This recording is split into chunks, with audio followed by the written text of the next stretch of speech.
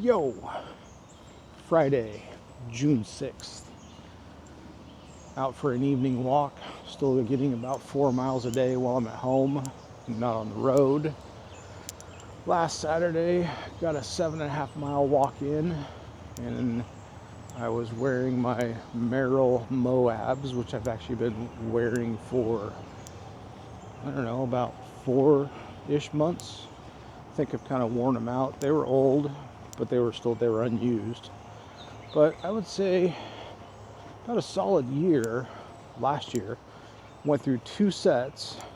Actually, I think I'm on set 3, or maybe I'm on set 2 of the Vivobarefoot hiking shoes. Can't remember what version they are, but they're these ones. But what I've been noticing, even with my Merrells, and why I went back to the Merrells instead of this, is I needed some arch support. So last Sunday, after the hike, I went and got the Good Feet arch supports again. And those have actually helped my right calf. But I really like the barefoot shoes. I like the thinner sole. Just better ground feel. I like them. But so I'm going for a walk tonight with these on, but I put the inserts in these things to see how they feel. And it also reminded me of a podcast I was listening to last night. Had Mark Sisson from Mark Daily Apple, who started his own barefoot shoe company. It's a take on the Vibram 5 fingers, and it's called Paluva. Don't know if I like them. I mean, I like the idea of them. I love the finger toe shoes, but I don't know if I like those shoes. And I'm already feeling that I don't know if I actually like the barefoot shoes now anymore. I think I want to go back and put my Merrells on. I'm going to at least do the walk in this and see how I feel. What do you wear? Probably be well, maybe this won't be a short video. Just some thoughts from I had this week. Wednesday, I drove out to Virginia Beach for a job, and then yesterday and today I've been working from home. Looks like Monday and Tuesday I'll probably be at home, maybe taking off Wednesday to go down to Bluffton, South Carolina. An idea I thought of last year, which was a spin-off of I wouldn't say a failed idea from 10 years ago, but something I never put all the time into it. And then it kind of morphed into doing something similar last January, which I didn't do much on it. I bought the domain names and bought one sample product mock-up that I could use. I'm now going forward with it because of a podcast I was listening to on the Kerner office. I was with this guy named I Am Sam Thompson, I think. He's got his own, of course, school or Patreon group. So I've been working on that all week. The wife's birthday is on Sunday. I'm going to take her to the lake tomorrow before the storms come in. Maybe jump in the lake a little bit with her too. Car coming.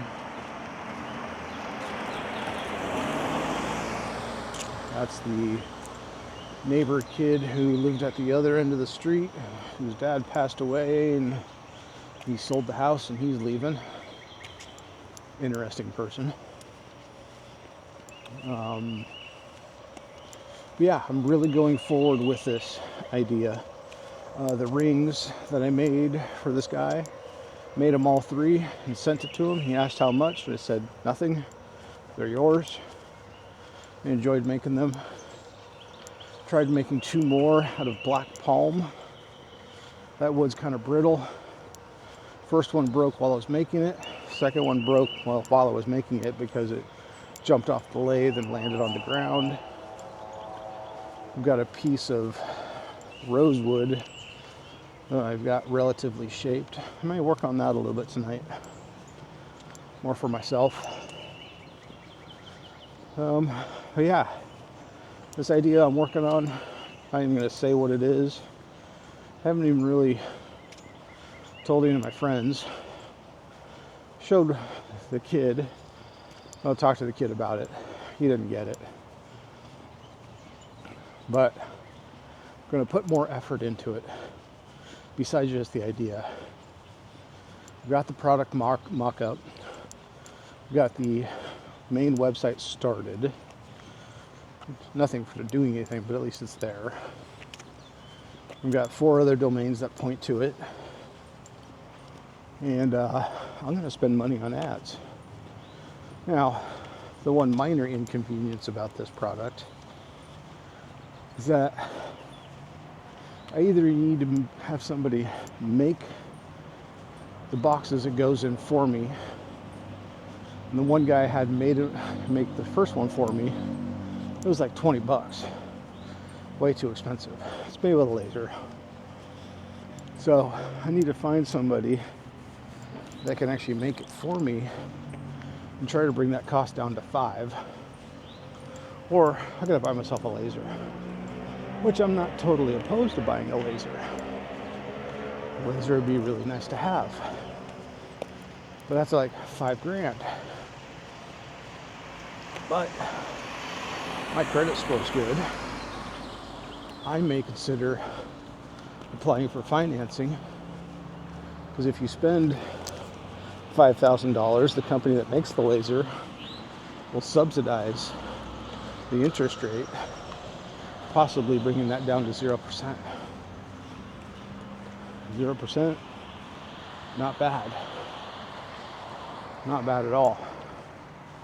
So that's kind of what I'm thinking. But what I'm going to do in the meantime, I did send the guy that I bought the product sample from an email last night, June 5th, but he hasn't replied. It's okay. Could be he's busy, or in his mind he just told me to fuck off. I'm gonna go over to there's this craft store near me called the Painted Tree, and it's not just one. I mean, Painted Tree is a huge company. They have tons of locations across I don't know if it's across the nation or mostly the Midwest to the east, or the middle of the country to the east. And have them see if I can go find some laser makers there, so I can just get somebody to cut the pieces out for me. I can assemble the boxes, and if I can get that cost down to $5, and then the other pieces that go in there, which is 2 little pieces about 3 inches tall, and I think I could get each of those for maybe $1.50 for one of them, and then the other one probably be like $2.50 shipped. That would be coming from China. And then the packing material that goes in the box, I haven't figured that one out completely. I'm using aspen wood shavings right now, which looks really cool for the theme I'm going for. But try to bring the cost of materials to about 10 to 12. If I can get it to 10, try to get the sale price between 30 and 50. 50 might be hard, but with everything I'm putting into it, it might be possible to get 50 as the sale price. $49.95, $49.99. Yeah, typical sales. Or one of them is $39.99 plus shipping, but if you buy 2, it's free shipping or something like that. But I want to make sure this is under 50 bucks. I really like to keep this at 40, I think, would be optimum. I mean, if I can get my cost of materials down to 10 and then charge for shipping for one item, I think it might be still a pretty decent idea. But it's the whole package that goes together, and it makes the story, because there is a good story that goes along with this. So, yeah. And then back on the shoes. Okay, the first part of the lap, I thought I was feeling a little tightness in the calf, and that was the problem when I was wearing these originally without the inserts. I was really getting a lot of calf tightness on my right calf. And even when I switched back to the Moabs, a lot of calf tightness in my right calf. Now, I do have a documented slight case of scoliosis that's always caused me some alignment issues since I was knee-high to a grasshopper.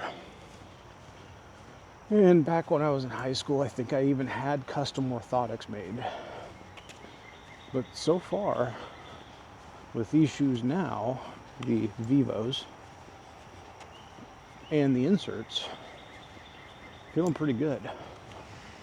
So, yeah, we'll see how I do at the end of, I'm on lap 2. So, well, I've already done lap 1, I'm on lap 2, I'm almost to the end, the halfway point of lap 2. I'll come back and give you an update when I'm done walking. All right, 2 laps down.